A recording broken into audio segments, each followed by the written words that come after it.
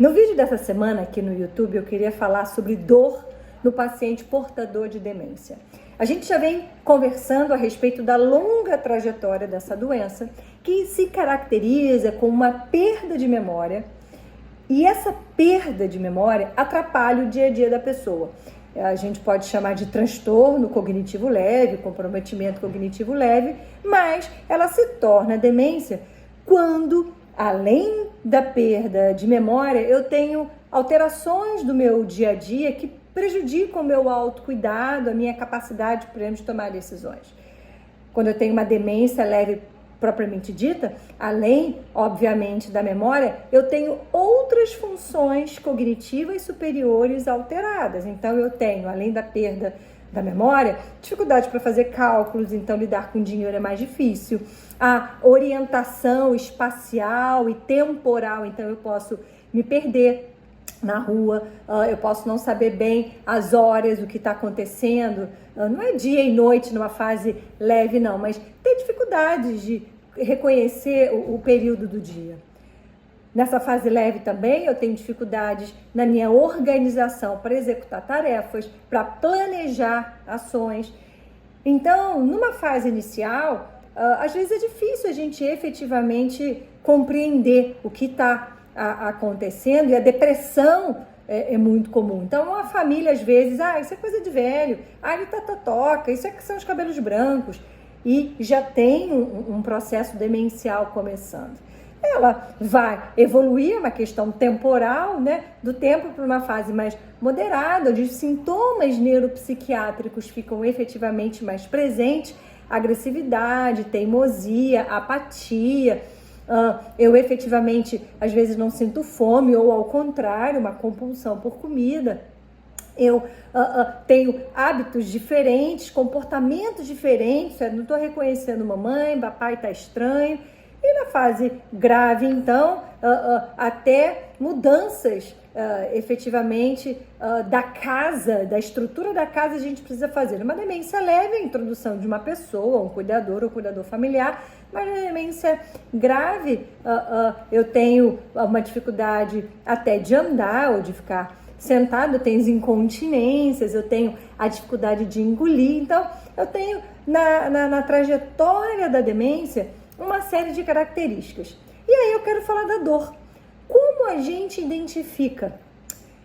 Eu tenho um caso, num passado, que a pessoa idosa, mãe de uma pessoa muito querida, sentia dor no peito. Dor no peito, dor no peito, estranho, ela é hipertensa, vamos então ver o que está acontecendo. Eletronormal, né? Foi para emergência, claro, enzimas cardíacas normais, tá bom. Aí passa um mês, mamãe tá com dor, tá chorando de dor, aquela dor no peito, a pressão até sobe, corre para emergência, estranho, mas corre para emergência. Eletronormal, enzimas normais. E aí a gente começou a conversar, eu e essa filha, será que efetivamente essa dor no peito era uma dor da doença cardíaca? Então, a primeira coisa que eu quero falar sobre dor no paciente com demência. Se eu estou numa fase leve, ele vai reconhecer uma dor de um corte, a dor de um furo, a dor de barriga, né? A gente reconhece a dor, sabe onde é que sabe apontar se for uma dor nociceptiva, se for uma dor neuropática, né? Às vezes uma cãibra, uma queimação, uma sensação de formigamento, né, choques, né, ou a dor visceral, que é a dor de barriga, são espasmos, né, a gente não sabe muito bem o que está acontecendo. A dor precordialgia é uma dor aguda, né, aquela dor que fura às vezes vai para as costas, às vezes está aqui, né, no peito, mas na região estomacal até pode confundir. Só que aí a demência vai progredindo. E aí, muitas vezes, a forma que o paciente tem de expressar a sua dor não é localizando, não é dizendo aonde está a dor.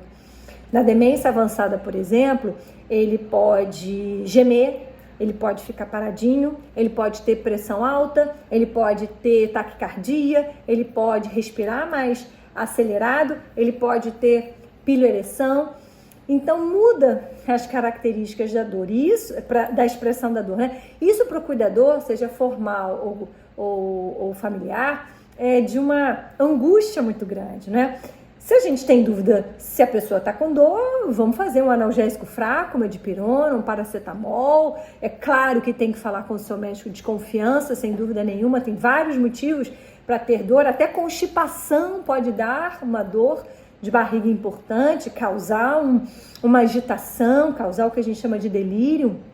Então, a dor no paciente idoso com demência precisa ter um cuidado, número 1, de afirmar que realmente é dor. Às vezes o paciente está expressando através de ruídos, né, de gemidos, ou dizer que está com dor no peito, e na verdade não é aquela dor que a gente imagina. E aí, com analgésico fraco, a gente pode perceber se não era bem dor, como a gente imagina, ou se era expressão de alguma outra causa, né? Às vezes uma tristeza, né?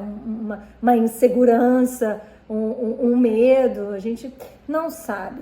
E às vezes o paciente tem dor, mas não fala e nem aponta.